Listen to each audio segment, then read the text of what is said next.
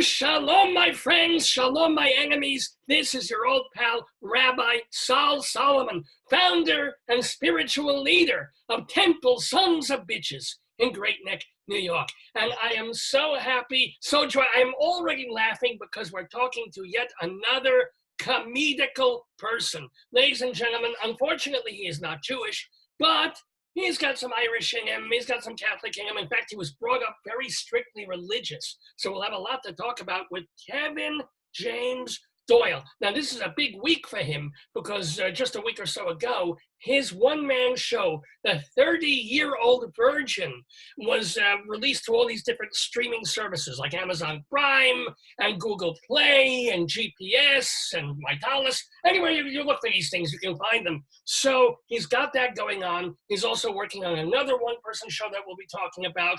And you can hear him every week doing a podcast about a very particular television show that I heard him like, what?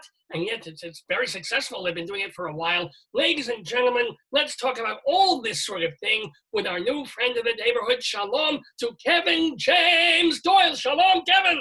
And shalom to you. Thank you. Thank you so much. How are you doing? How are you? I'm doing great. I'm doing great. This is one of this is the first Jewish talk show I've been on, and that's all I want to do. Yeah, I don't blame you.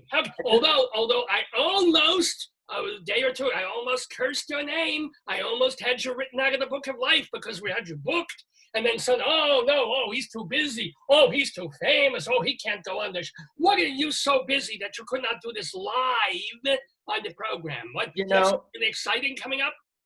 It's tomorrow's Shabbat, so I can't. I had to film on Friday before sundown, okay?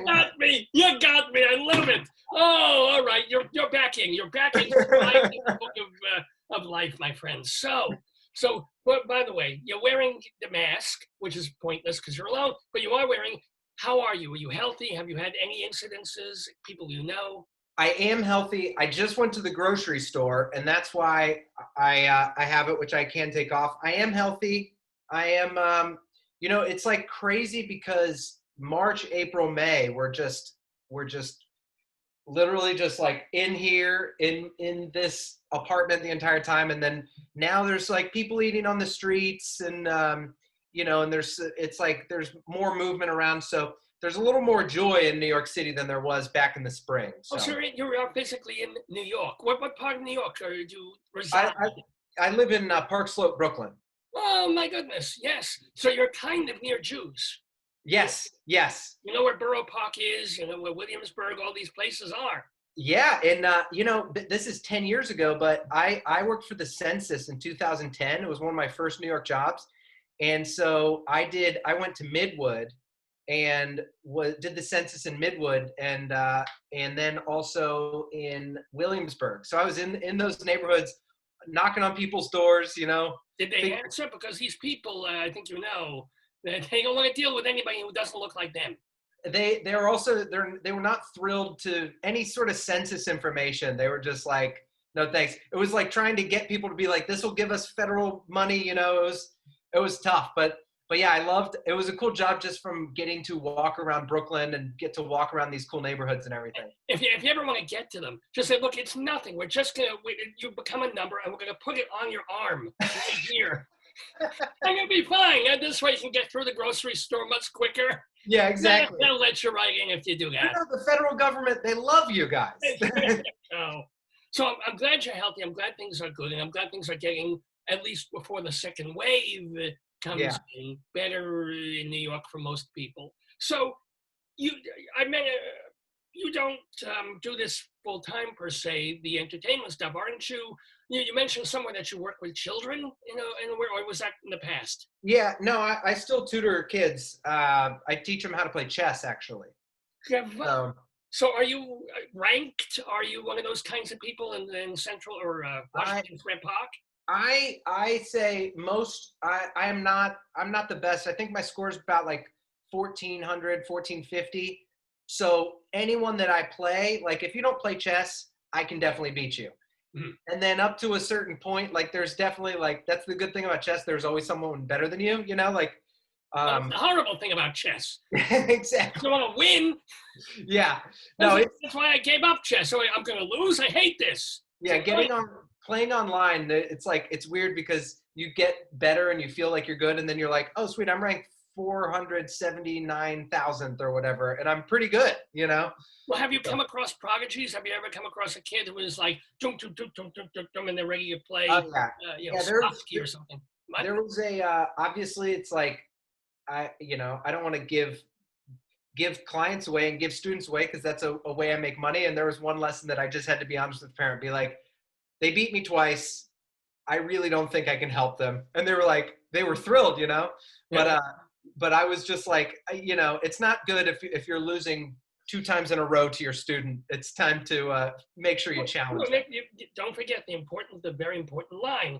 I let you win. Yeah. You just say that. You say, I wanted to see how you would go about beating me. Exactly. You use the Talmudic logic on them. Exactly. So did you have a degree in chess from a university? What did you study to be when you grew up? I went to school in Pittsburgh, Pennsylvania at Point Park University. It's a small art school there for theater. And no wonder you're teaching chess. Exactly. There's no work even when there's work. Yeah. I'll tell you what. I back in March, I remember I was like, I have this comedy special coming out. I have some shows booked over the summer. And you know what? I was like, I feel like in September or so, I feel like I'll be able to move closer to full time. And then COVID happened, and comedians far more successful than me are just like, rug pulled out from under. So thankful for that job. But it's, I think everyone in entertainment is figuring out what they're going to do. I have friends on Broadway, they're moving back home, it's like, it's kind of everybody's figuring out. So it's given me an extra appreciation to work with the kids that I do and make a little connection with them and help them through this time, because they're all sitting in their rooms being like, we're back to school. So yeah, right. Let me ask you though, but besides this, over the past few years, did you have to do the 9-to-5 thing, or could you just be a tutor for the past few years and really concentrate on being an actor, a writer, a comedian, performer? Yeah, I think I probably had 20 jobs before doing this chess tutoring thing. I worked with a sign in Times Square, passing out flyers for Broadway shows. I was a tour guide. I worked for the census. I was a cater waiter, and all of those. Then my friend, who's a chess player, I kind of like learned under his wing. And then once I got this job, I could kind of clear all the odd jobs away.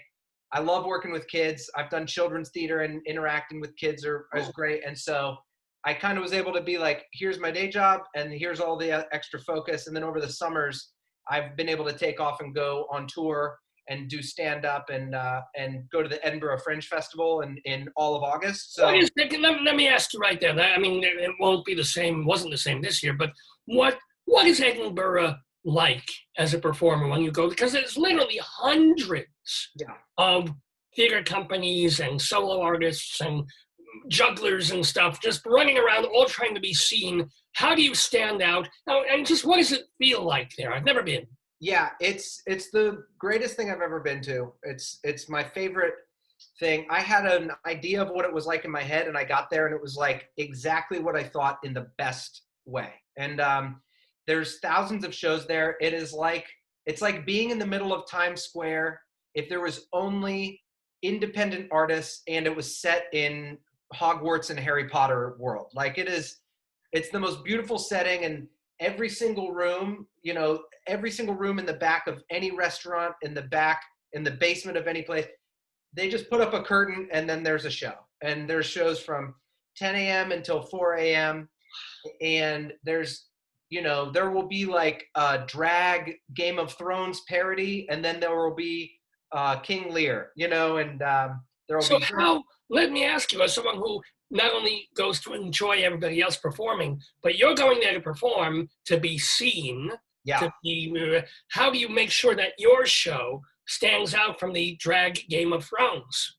The best, I think any sort of, there's like the artist's vision, you have like your thing of like, I want to do that. And then, like if you're an author, you write a book and then you pass it on to someone else that knows how to market the book.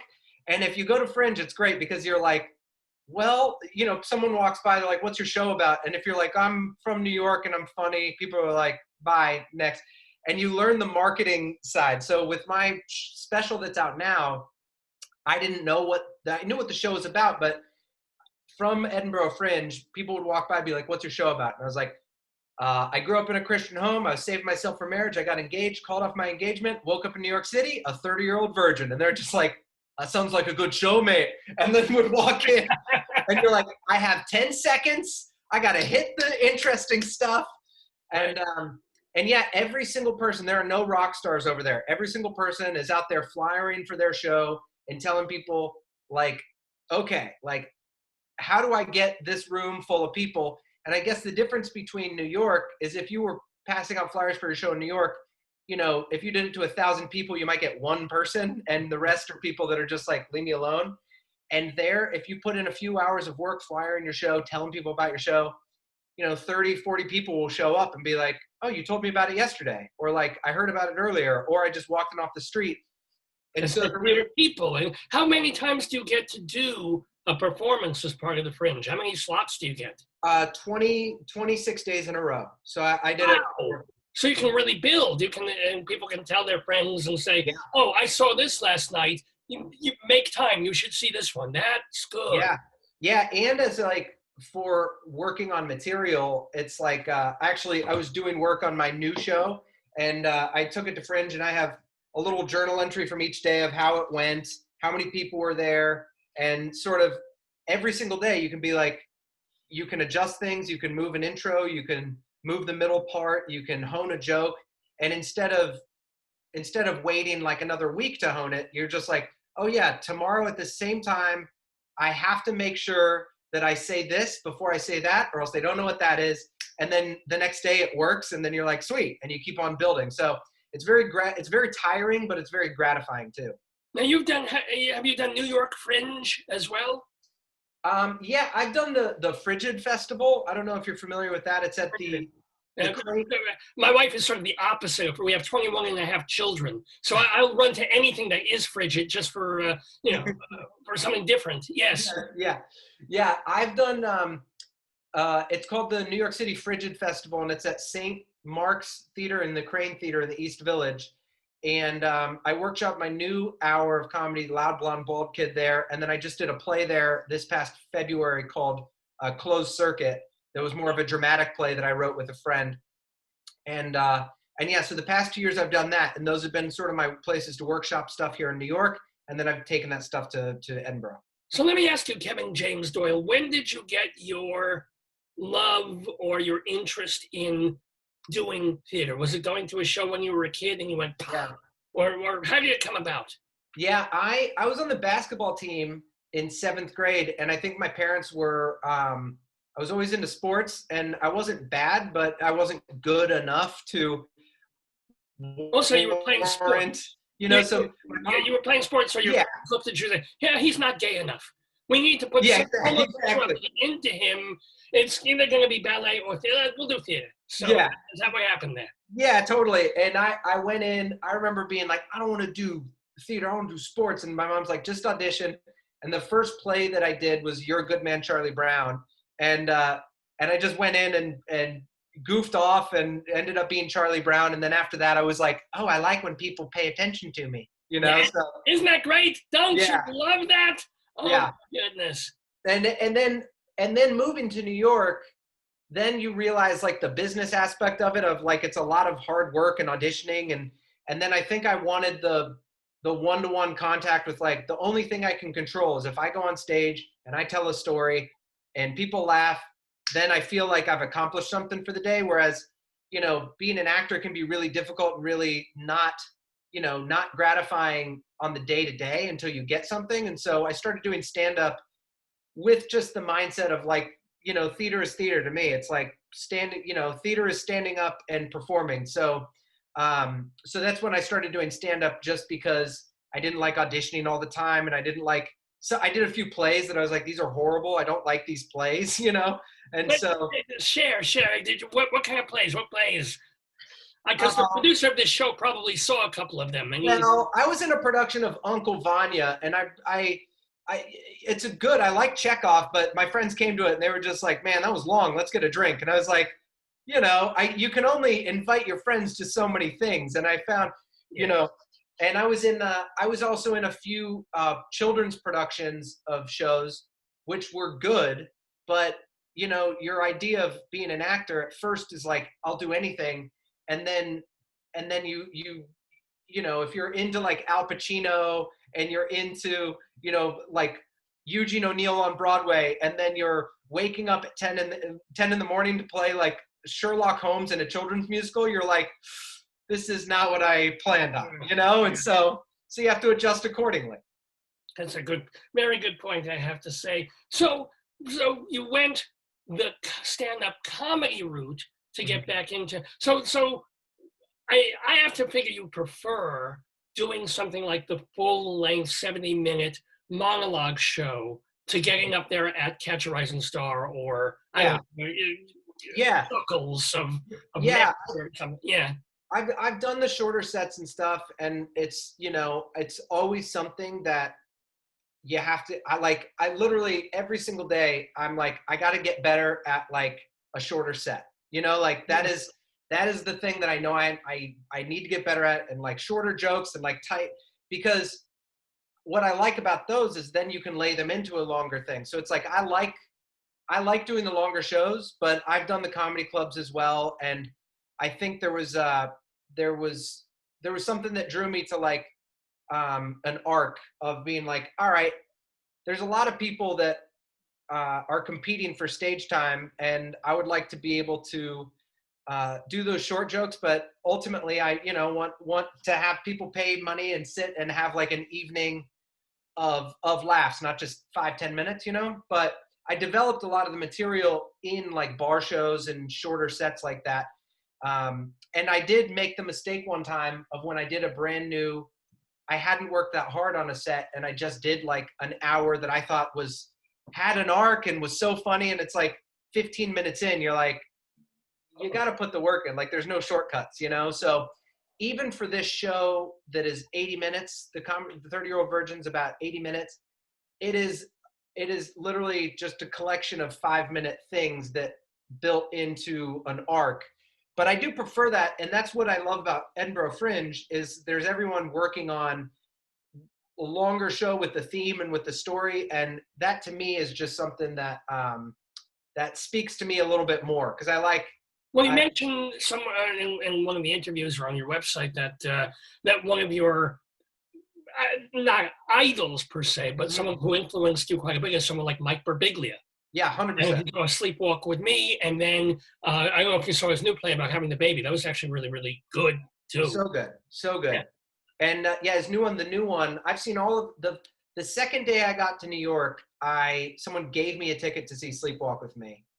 And I walked in thinking it was going to be theater, and then here it was comedy, and I had only seen comedy on HBO or like at a comedy club, and so even to sit and have a playbill and be like, oh, it's a show about sleepwalking, and then and it be as funny as it was, like it was like that was a moment that I was like, I want to do that.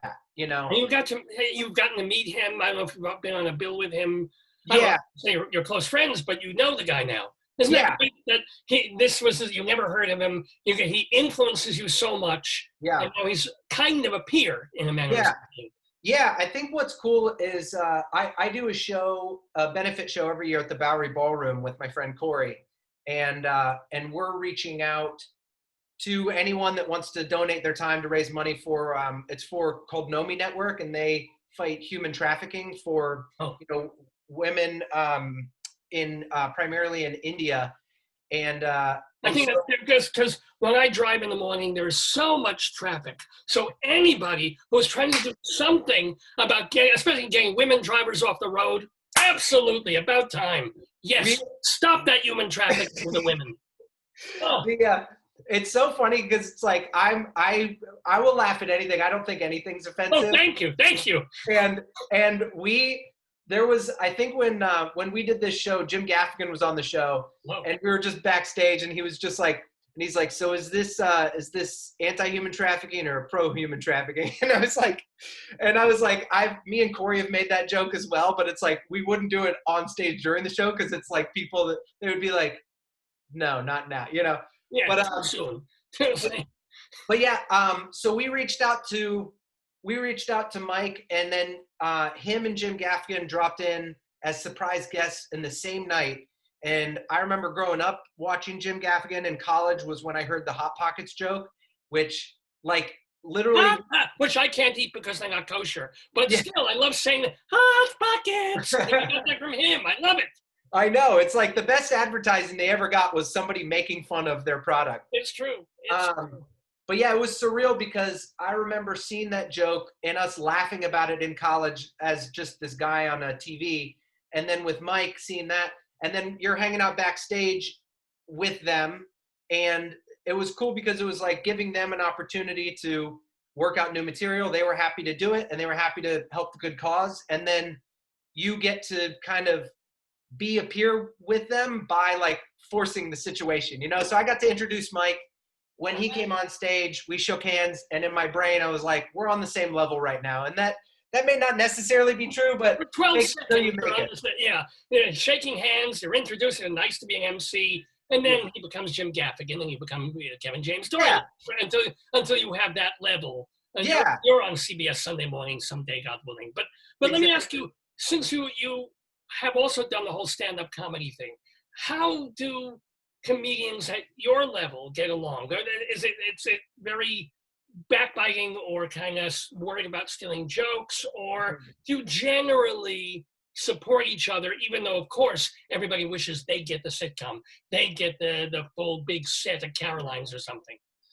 Yeah, I mean, I think I feel like from, you know, you kind of just find your friends like any other group. It's such a large group. Like I find myself, whenever I get like jealous of somebody, I always like check myself, and it's usually something with me that it's like I wouldn't trade places with them. You know, it's like sometimes it's like I don't know, you just find the people that you like and then wish well for everybody, and then work harder for yourself. Like sometimes I find that I get more jealous when I'm not working hard enough in my own life, and I'm not writing enough, and I'm not doing the things that it's like, meanwhile I wish I had what that person has, but there's this thing that you've been saying you wanted to do and you haven't been sitting at your desk and doing it, you know? And so but it's good psychology right there, good self-analysis there. Yeah.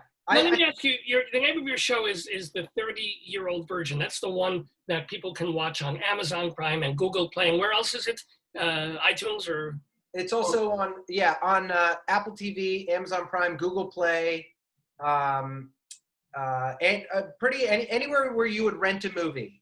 Now, I'm hoping that we're not spoiling anything by saying I'm assuming you are no longer either 30 or a virgin. So I know even during the pandemic, do you have a girl? Are you getting any? You have a sheep? No, it's been a very dry past few months. It's been I feel like everyone who had a girlfriend or boyfriend at the beginning of the pandemic, they're either married now or broken up. I feel like, but those first few months you were just like, some companionship would be nice. But no, still I'm single now. I've had a number of, in the show, I got engaged to a girl and then we broke it off. And then I've dated some girls here and there, and I'm friends with a lot of my exes, and currently searching. So if you have any nice Jewish girls. Hey! Well, are you willing to convert? Yeah, absolutely. Including the circumcision?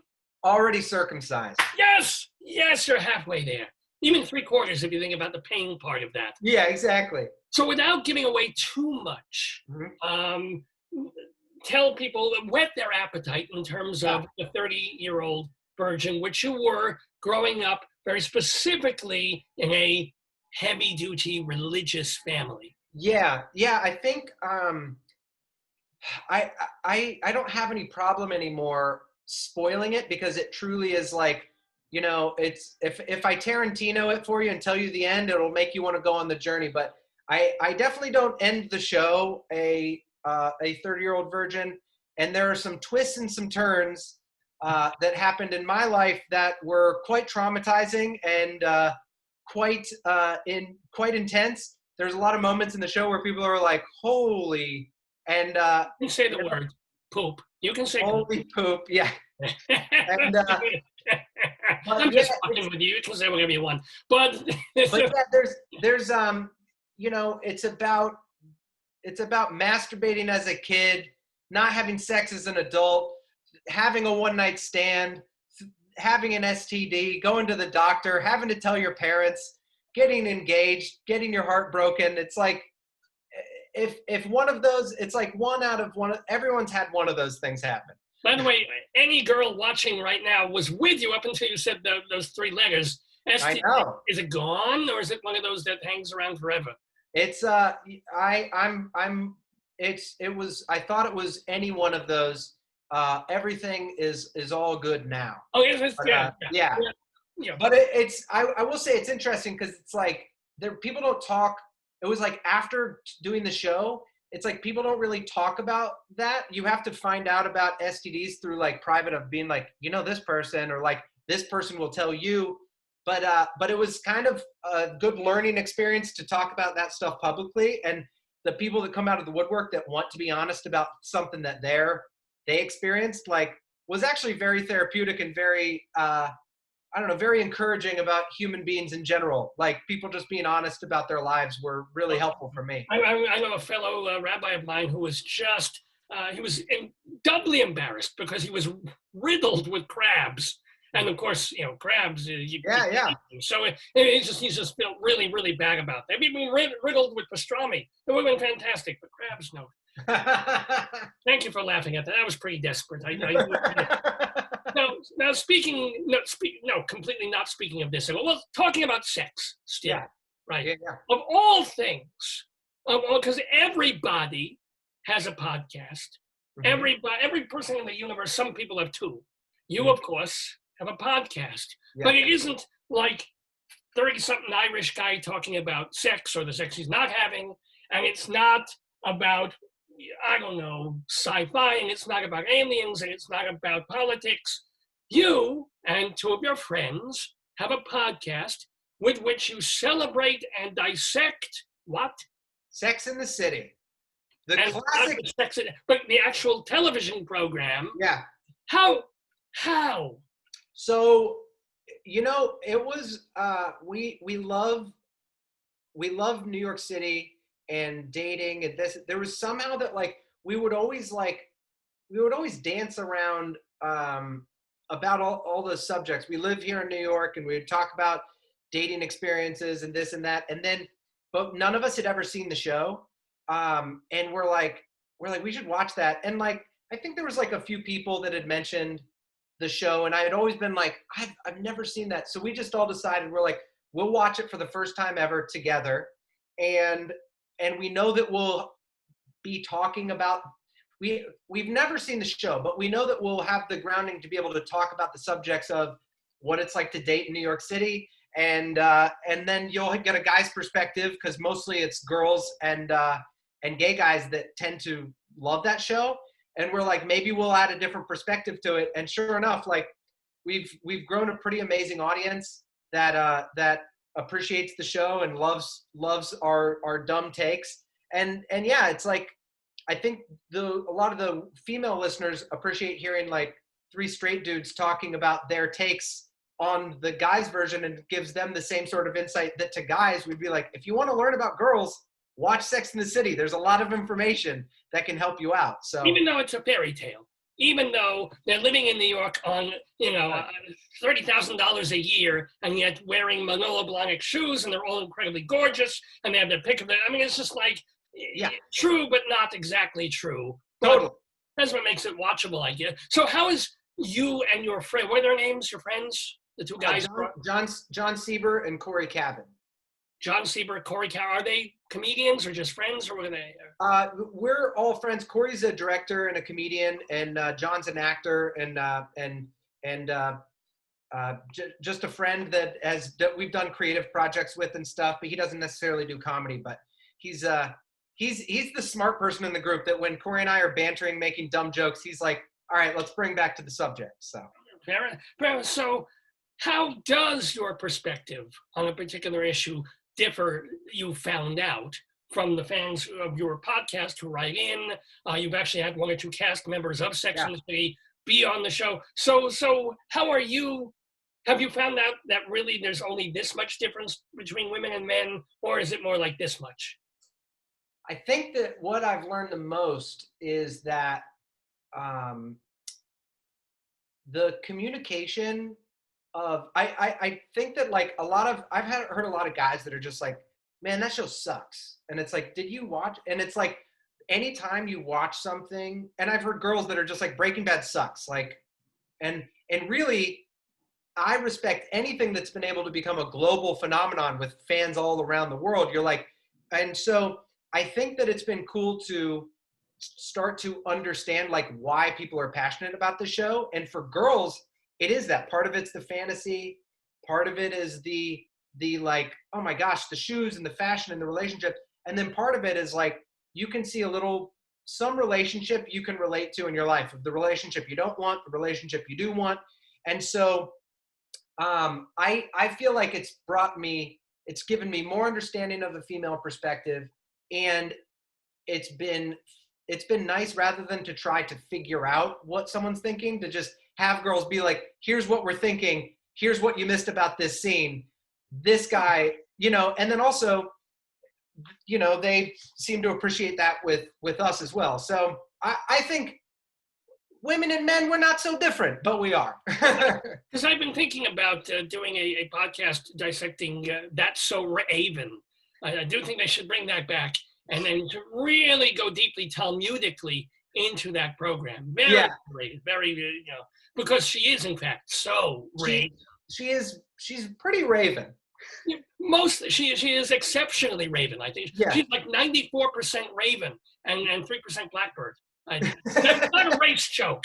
That's just, it's a play on the bird and the word. It's got nothing to do with the coloration. Please don't write in. By the way, speaking of getting in contact, how do people see you? Do you have a website? I do. I'm KEVIN JAMES DOYLE on everything. On my website, my Instagram, my Twitter, my Gmail, KEVIN JAMES DOYLE. Very Irish name. Can I ask you, has that been worth it in the sense of all the effort that it takes to keep up a Facebook, website, a Twitter, an Instagram, a TikTok, a ding dong, a ding dong? Yeah. Does it pay off in the long run of building a fan base? I think you got to choose. You have to have at least one. You have to. And for me, like, I wasn't great at doing like short jokes on Twitter, but I've enjoyed Instagram, and I've enjoyed posting things, or sometimes something crazy will happen to me. I got mugged in New York. When? It was literally last December. I was standing there, and someone snatched my phone out of my hand as I was standing on the street at 59th and Park. Just came up and snatched out and ran. So I ran after them, and I was yelling, and they were very fast, but I'm pretty fast too. And I was running. And there's a guy in front of me who's a FedEx worker that got in front of the guy and tripped him. And then the guy dropped my phone and ran off. So I got my phone back. Yeah. Oh my. Let me ask you. I mean, this is one of the big things politically now. Has New York gotten worse? I'm going to get into politics with de Blasio versus. Yeah. But has New York gone downhill the last couple of years? Well, I got mugged this was December of last year, before COVID. So I'm saying people are saying now because the homeless are in the hotels and since the pandemic. This was December, yeah. Yeah, and this was on 59th and Park. Like, I don't know. Like, my experience seems like it was a what's it called? Like I don't know, maybe snatch and grab. It wasn't a violent. Yeah, I don't think I can extrapolate like the whole thing, but it's definitely weird now just because there's less people around. I feel like when you go through Manhattan now, usually there's some comfort of you know, there's enough people around that you feel safe. And right now it's like kind of a ghost town in some way. And you're like, it feels creepy. All the tourists, nobody, the New Yorkers are there, but the tourists are not going to be, they're going to be flying in. It's true. Yeah. Now, speaking of bad times, tell us, Kevin James Doyle, about your worst hell gig, be it theater or stand-up comedy. My, I have two. One ended up not being a gig. The worst one that I had recently was at this theater that I'd rented in New York, and I was like, oh, this is like right after I got back from Fringe, so I was like, this is great. Like, so many people are going to want to see it, and I don't know what was going on. Friday at 9 p.m. seemed like it was a good time, and it was 9:05, and just like nobody there. So I was like, I have the night off, whatever. I'm gonna go, and like I've done shows in front of 3 people, but I was like 0. Like I've done enough shows, you know, and then this group of like 9 people came up at 9:05, and they were like, are we late for the performance? And I was like, who? And so I had to direct them down after the thing, and then walk up on stage. And it was actually a good spin on a hell gig, because I was like, what can I do? Like, I just directed them down like I was the doorman, and they're like, what the hell? Like, there's no one down here. And then when I walked out, they were like, that was the guy who. And so the first 10 minutes was me making fun of the experience of like, I thought I had a night off, and then I was like, I'm gonna stop, I'm gonna turn around, you're gonna clap, and we're gonna pretend this is a normal show.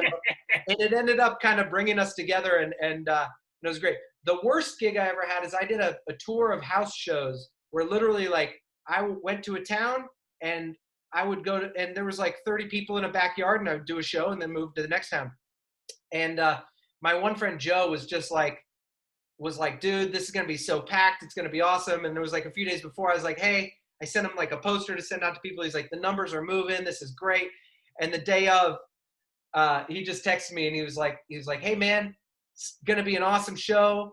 I don't know how many will be there. And then when I finally got to Cleveland after like a 5-hour thing, he's like, yeah, dude, there's no one, but it's okay. We can just go out to dinner. So he just took me out to dinner, and I drove to Cleveland for nothing. It's not really a hell gig. That doesn't count either. I've got it. A hell gig is when you're dealing with hecklers. A hell gig is when someone, vomits and dies, or you vomit and die. That's a hell gig. Yeah.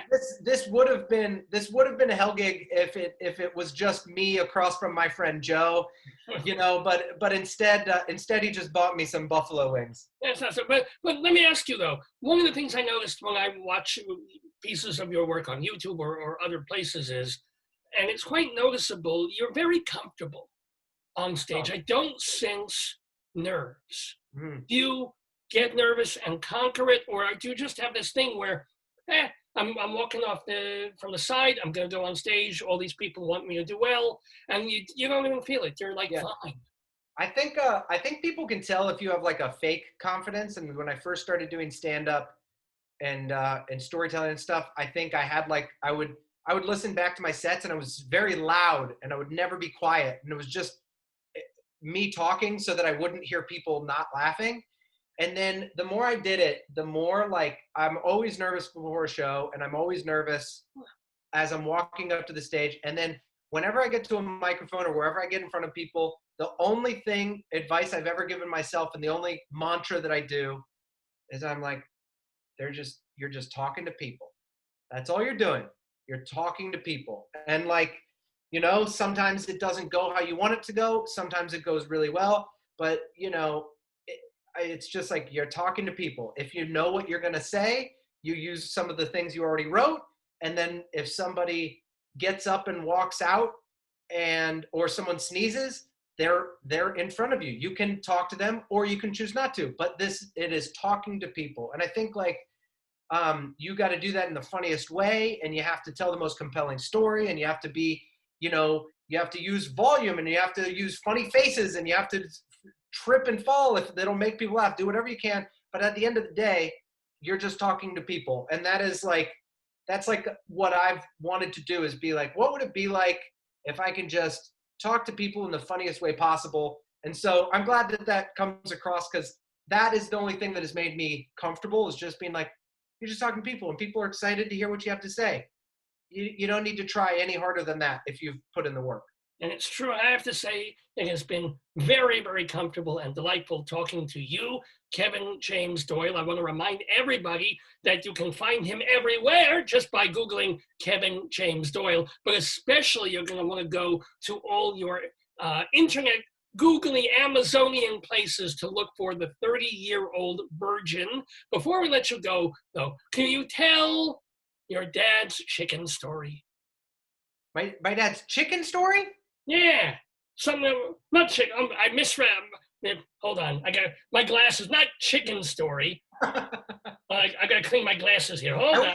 I was like, oh, the dad chicken story. I know. I've got. No, I misread tickets for chicken. The ticket story. What the hell's wrong? I got to get this thing up. All right. Yes. Please tell your father's tickets story. It's very cute. Okay. This is a great example because I think this is just me reporting this. It's a joke in the show, but it's just true. Is my dad, anytime we would go to any concert, he would always do the same exact joke. And we would be like a few minutes out from getting to the door. My dad would be like, hey, hey, Kevin, do you have the tickets? And I'd be like, no, Dad, I don't have. My sister, he'd be like, Jamie, do you have the tickets? We'd be like, Dad, we know you have the tickets. He's like, I don't have the tickets. And then he'd get them out and be like, I'm kidding, I got the tickets. He thought it was like the funniest joke. And no matter how many times he did it, we'd be like, we know what you're doing. You have the tickets. He's like, I don't know. I've made the joke before, but I don't think I have. I'm kidding. We got him here. And I always would be so embarrassed when he would do it, especially in front of friends. And then I grew up and I'm living in New York and I'm on a date with this girl that I really, really like. And there was kind of a lull in the conversation. We were headed to this concert. We're on the subway and I just didn't know what to say to keep the conversation going. And I just looked at her. I was like, hey, do you have the tickets? And she was like, what? And I realized I went to pull them out and be like, I'm kidding. And I actually didn't have the tickets. So we had to go get in a cab. It was like $40 and I had $60 total or something. I go all the way back to Brooklyn. We get the tickets. We go all the way back. And the whole time I was like, you know what, Dad? I appreciate the joke. You put a lot of work in to have the tickets every time. I was arrogant to think that I could pull that off, and so he's so excited. He's like, I can't believe my joke's out in the world now. It's in your special. He's like, the people are finally going to appreciate the do you have the tickets joke. Well, I hope people will be getting tickets to see your shows for many, many years to come when you start being able again to do the show that you are working on, Loud, Blonde, Bald Kid, which you have done in various places, which you were going to film and you were going to do all these things. And it's on hiatus for a bit. Yeah, it'll be back. It'll be back. And then what else are you working on real quick? What else is on your, and of course the Bradshaw Boys podcast. Let's not forget. That is continuing, the BradshawBoys.com. But are you working on I know playwrights don't like to talk about something they're in the middle of, but what you working on? No, I feel like I've been gathering up ideas for the winter. There was one idea that I had that I thought would be really fun. And because I can't perform in front of audiences, I have a number of stories that take place around New York City.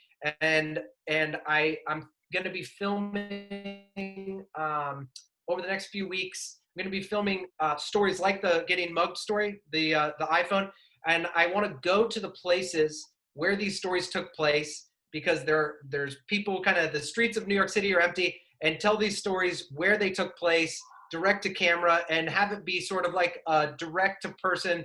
You get to see New York City. You get to love New York City, and you get to hear these like crazy stories of things that actually happened here. So a socially distanced one-on-one comedy experience that is safe, and the audience can watch it safely from their own living room. What a wonderful idea. And people can go to your website, KevinJamesDoyle.com, to find out when that will be done.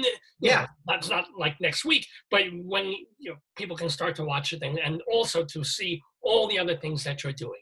Yeah. It remains for me, Kevin James Doyle, to thank you so much, to wish you, as I said, continued health, continued creativity and success, and shalom to you.